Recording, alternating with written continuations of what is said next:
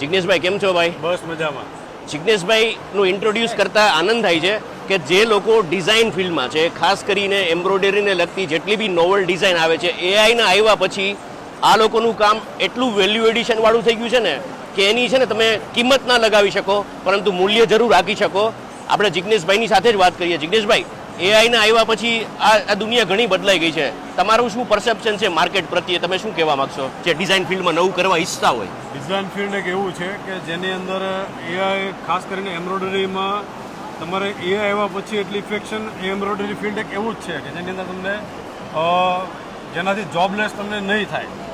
Otherwise ઘણી field એવી છે એમ્બ્રોઇડરી ડિઝાઇનિંગ સિવાય કે જેની અંદર એઆઈ આવતા તમારે જોબલેસ થશે.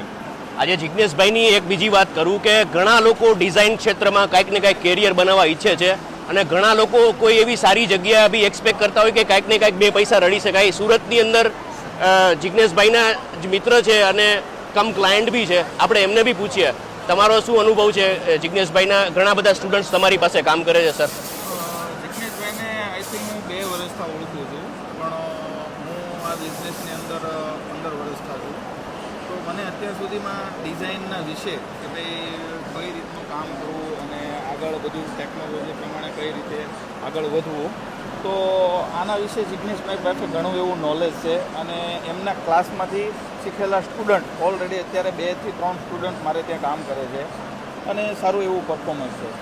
તમે ગુજરાતમાં હોય, સુરતમાં હોય, તમે ડિઝાઇનની અંદર કાંઈક ને કાંઈક શીખવા માંગતા હોય અને આગળ તમારા ફેમિલી માટે બી કાંઈક કન્ટ્રીબ્યુશન કરવા માંગતા હોય, રોજી રડવા માંગતા હોય, તો જિગ્નેશભાઈનો સ્ક્રીન ઉપર નંબર આપેલો છે, કનેક્ટ જરૂર કરજો.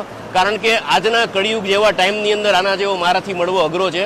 જિગ્નેશભાઈ ના બોલે પણ હું તમને કહીશ કે ચાઇનાની અંદર ઘણી બધી એવી કંપની છે જે જિગ્નેશભાઈનું કન્સલ્ટેશન લે છે.